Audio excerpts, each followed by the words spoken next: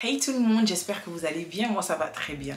Aujourd'hui je vous retrouve pour une vidéo foire aux questions. Je vais répondre à toutes les questions qui sont revenues en dessus de mes vidéos au sujet du commerce international, de ma licence, de mes études, de mon métier. En gros, tout ce qui touche au domaine du commerce international. Ceux qui passeraient ici pour la première fois, je m'appelle Lisiane, j'ai 29 ans et je travaille dans l'import-export et je suis diplômée d'un master en affaires et commerce international. Donc on va tout de suite, sans perdre de temps, commencer avec les questions. J'ai ma tablette ici parce que c'est ici que j'ai noté toutes les questions. Donc si vous me voyez, regardez ici. C'est pas que je vous snob, c'est que je lis les questions. Alors, je vais lire les questions dans un ordre aléatoire. Je ne vais pas les prendre de la plus importante à la moins importante. Je prends juste les questions comme je les ai sélectionnées. Donc voilà, juste pour la petite histoire. Ensuite, peut-on intégrer la L3 AES directement après? Pour ceux qui ne savent pas ce que c'est AES signifie Administration économique et sociale. Peut-on intégrer la L3, la licence 3 AES directement après un BTS Commerce International parce que je suis en BTS et je ne veux pas perdre un an? Je pense que oui, c'est très possible d'intégrer directement la licence 3 mais après un BTS, mais il faut avoir un très bon dossier. Ça veut dire que vous devez avoir de très bonnes notes pour défendre votre projet. Vous devez avoir d'excellentes notes pour qu'on vous accepte directement en L3 parce que généralement quand vous venez d'un BTS, c'est pas dans la plupart des cas, mais on va d'abord vous mettre en L2 pour que vous ayez une remise à niveau parce que aujourd'hui ils estiment que ceux qui enseignaient en BTS et ceux qui enseignaient à la fac, en gros ce qui est enseigné à la fac c'est un peu plus en parenthèse dur que ce qui est enseigné en BTS. Donc oui, il faut avoir de très bonnes notes dans les matières de base et aussi il faut s'y prendre tôt pour postuler dans les universités parce que quand vous venez de l'extérieur, vous n'êtes pas forcément prioritaire que ceux qui sont par exemple en L2 dans la fac même d'origine et qui vont passer directement en L3. Donc oui, pour moi c'est possible mais avec beaucoup de travail et un très bon dossier. Question suivante, est-ce qu'en AES on reçoit des cours de langue ou il y a des cours dispensés en autre langue? En fait je pense même que dans toutes les licences, déjà je crois que l'anglais ça ne manque jamais, mais en AES nous, dans la fac où j'ai exercé, c'est-à-dire à l'université Paris-Sorbonne Nord, on avait le droit entre deux langues.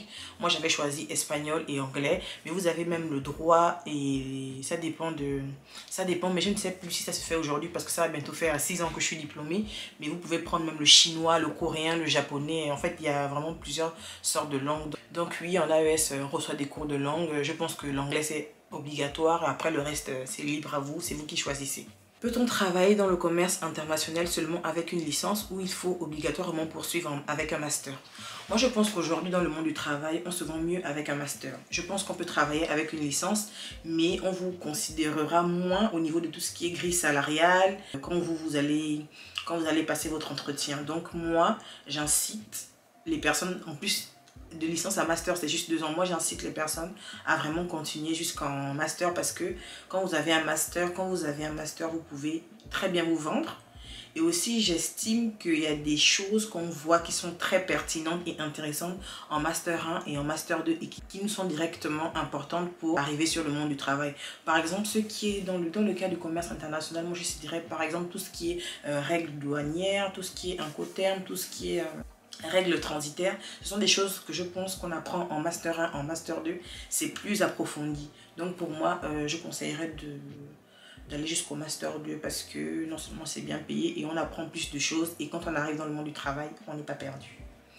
Ensuite, est-ce que tous ceux et celles qui font commerce international voyagent forcément ou sont appelés à voyager? Déjà, dans commerce international, il y a international. Donc pour moi, la dimension extérieure, elle est déjà archi ancrée dans le domaine. Voilà, je sais pas comment dire, dans la genèse du truc. Donc pour moi, on n'est pas appelé à voyager dans tous les métiers. Par exemple, si vous êtes, je sais pas moi, si vous travaillez plutôt dans tout ce qui est supply chain, logistique et transport, plutôt dans cette partie-là, peut-être vous ne serez pas amené à voyager.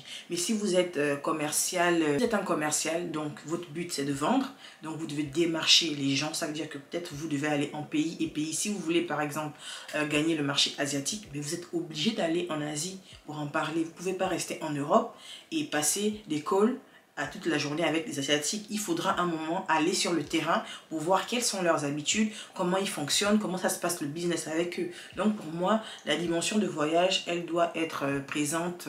Pour moi, elle est forcément présente.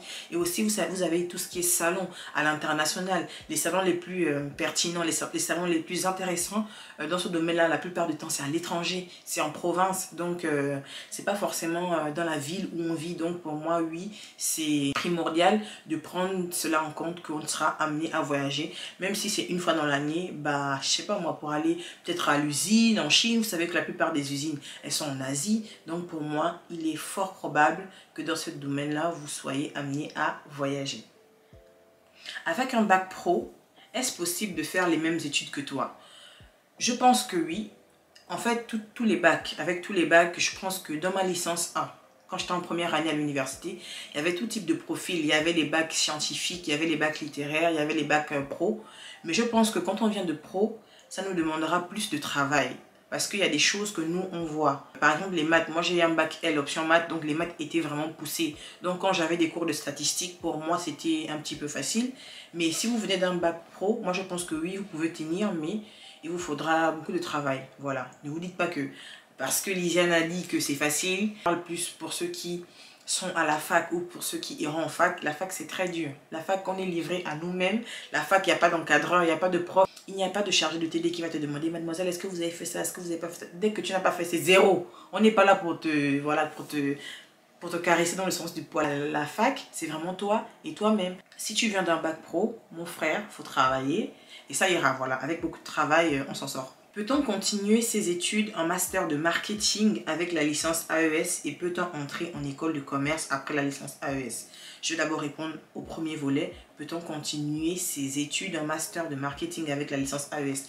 Tout dépend de votre projet professionnel. Si à long terme, vous avez pour objectif de travailler dans cette branche-là, libre à vous de postuler dans des masters qui ont une majeure dans le marketing. En fait, c'est vous qui construisez votre projet professionnel. La licence AES, c'est une licence pluridisciplinaire. On apprend plusieurs choses à l'intérieur. Donc, ne vous inquiétez pas que ensuite, dès que vous sortez de cette licence, vous postulez où vous voulez. Si vous voulez aller en comptabilité, si vous voulez aller en communication.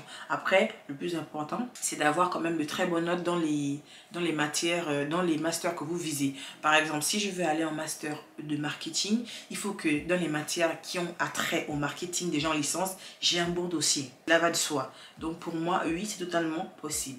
Peut-on entrer en école de commerce après la licence AES? De toute façon, aujourd'hui, on sait que les écoles de commerce, elles prennent un peu tout le monde parce que les écoles de commerce, tout ce qui... Bon, je vais pas dire ça comme ça, mais du moment que vous payez, quoi, si on va moins de chances qu'on vous refuse. Mais après aussi, pour les écoles sélectives, pour celles qui sont dans le top 10, là, il faut avoir un très très bon dossier. Est-il obligatoire d'y apprendre plusieurs langues? Ne peut-on pas se focaliser sur une ou deux langues grand maximum? Moi, je dirais quand même que quand on est en commerce international, la base, c'est vraiment 2 langues minimum. L'anglais, déjà, ça, c'est depuis la maternelle.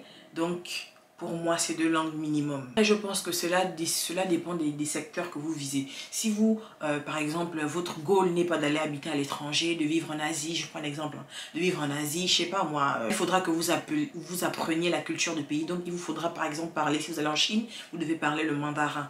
Mais si vous restez en France et que vous êtes amené à voyager, peut-être l'allemand, l'anglais, vous serez amené à le pratiquer. Mais moi, je pense que dans ce domaine-là, il faut vraiment être curieux. Toujours en faire plus dans le sens d'apprendre en fait des nouvelles compétences. Voilà, c'est ça. Donc pour moi, 2 langues c'est le minimum et si vous voulez apprendre plus, c'est libre à vous, mais c'est toujours mieux. Je prends un exemple. Si vous êtes un candidat qui postulait à un poste de, on va dire quoi, de responsable import-export et que vous parlez que anglais et espagnol et celui qui parle coréen, japonais, anglais, espagnol, allemand, en fait, on va choisir celui qui parle anglais, coréen, japonais parce que c'est plus intéressant pour l'entreprise. Donc, et je pense même que le fait que vous parlez plus de langues, ça vous permet de mieux vous vendre en entretien. Voilà, vous pouvez discuter. Le fait que vous parlez, je sais pas moi, japonais, vous pouvez demander une fourchette de salaire au-dessus de celle qu'on vous propose.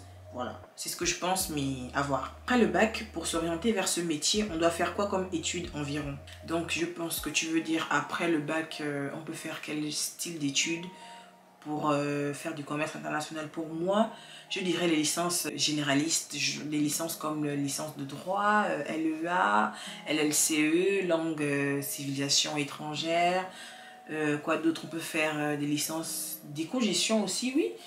Tout ce qui est un peu généraliste, où on apprend un peu de tout et de rien, enfin pas de tout et de rien, mais où il y a un maximum de matières à enseigner, comme aussi la licence Infocom. Et pour moi, ce BTS Commerce International aussi. Et aussi les BUT, parce qu'on m'a dit que les DUT n'existent plus, donc les BUT. Tout ce qui est trait à BUT-CI, licence en CI, les licences d'administration et échanges internationaux, bref, toutes les formations qui ont attrait à l'international. Moi, je pense que vous pouvez postuler là-dedans. De toute façon, en master, on m'a dit que les masters aujourd'hui sont sur dossier, donc c'est après étude de vos dossiers qu'on vous acceptera. Donc, pour ma part, moi, j'ai fait une L3 en AES, administration économique et sociale. Parcours échanges internationaux. J'ai un master 1 en affaires, non, j'ai un master 1 en relations et échanges internationaux et j'ai un master 2 en affaires et commerce international avec les pays émergents.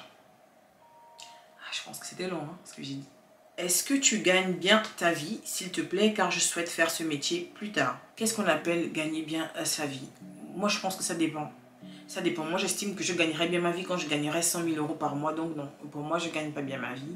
Mais je vais te donner une fourchette. J'en parle déjà dans une de mes vidéos. Mais je vais te donner une fourchette. Quand on sort d'un Master 2 en commerce international, on peut commencer à se vendre à partir de... Quand on est jeune diplômé, je parle de quand on est jeune diplômé, on a juste quelques alternances sous le coude, pardon, on peut se vendre, je sais pas moi, ça peut commencer, vous pouvez commencer à discuter vos salaires à partir de 37 000 € par an, voilà, 37 000 € par an brut. Et après, ça peut monter en fonction de ce que vous allez apporter à l'entreprise. Et quand vous aurez plus d'expérience, vous pourrez vous vendre plus. En fait, plus tu as de l'expérience et mieux tu te vendras. Ensuite, j'entre en première année en AES à la fac. Après une réorientation, je souhaiterais savoir si je pouvais m'en sortir en maths après un bac littéraire sans option mathématique mais en travaillant assidûment. Moi, je pense que dès qu'on travaille assidûment, on peut s'en sortir dans tout dans la vie. C'est vrai que en fait, ça dépend des universités. Vous savez, il y a des universités où les maths, elles feront partie de 20% du programme. Moi, les maths, elles faisaient partie de 50% du programme. Donc, il fallait vraiment avoir des bases en maths. Sinon, vous allez fortement couler parce que ce qu'on voyait, franchement, c'était pas du jeu. Donc, moi, je pense que oui, c'est possible de s'en sortir avec beaucoup de travail, avec les livres, en allant poser des questions aux chargés de TD, en allant démarcher les profs si on ne comprend pas. Pour moi, oui, c'est possible de s'en sortir, mais avec beaucoup de travail. Voilà. Parce que ça reste une licence L, une terminale L sans maths. C'est vrai que vous redoublerez plus d'efforts que les autres. Ensuite, il reste deux questions. Est-ce que tu parles anglais tous les jours? Dans mon métier, oui, je parle anglais tous les jours par écrit et par oral parce que dans mon entreprise, il y a au moins, je pense, plus de 24 ou 25 nationalités différentes. En tout cas, il y a plus de 20 nationalités différentes et tout le monde ne parle pas français.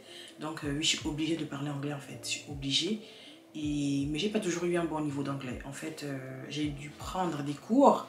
J'ai dû prendre des cours d'anglais des affaires au début de ma carrière parce que je connaissais que l'anglais basique des cours. Mais j'étais pas très forte en anglais des affaires. Donc j'ai eu une remise à niveau en anglais des affaires. Et dès que j'ai terminé ma remise à niveau, tout s'est très bien passé pour moi.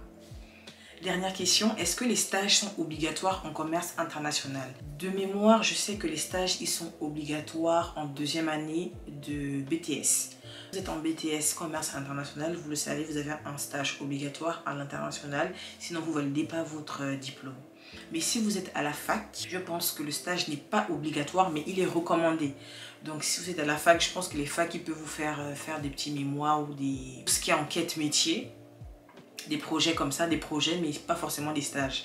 Mais moi, ce que je vous conseillerais toujours, c'est de faire des stages parce que c'est en faisant des stages qu'on apprend le métier et puis on voit si le métier qu'on veut faire plus tard, il nous plaît. Donc moi, je vous conseillerais toujours de chercher de l'expérience, surtout quand on est jeune et quand on est encore étudiant. Pour moi, le plus important, c'est de toujours trouver des expériences, même si c'est 1 mois, même si c'est 2 mois. Le plus important, c'est que vous appreniez et puis vous voyez aussi si cela correspond à vos attentes. Parce que c'est pas en restant restant à la maison que vous appreniez. Il faut aller sur le terrain. Ce genre de métier, il faut aller sur le terrain. Il faut parler à ceux qui travaillent là-dedans depuis des années. Il faut leur demander comment ça se passe. L'environnement, en fait, faut creuser, il faut s'adapter, il faut insister. Voilà, faut pousser les murs. Vraiment, pour travailler dans ce domaine, il faut vraiment être curieux. Il faut savoir s'adapter à tout. Il faut pousser les murs. Donc, moi, je recommanderais fortement de faire des stages, tout ce qui est alternance et tout ce qui est stage et alternance. Je vais m'arrêter là pour cette foire aux questions. J'espère qu'elle vous a plu. Si vous avez des questions, n'hésitez pas à me les mettre dans la barre d'informations. Et je vous dis à la prochaine pour une nouvelle vidéo. Tchuss!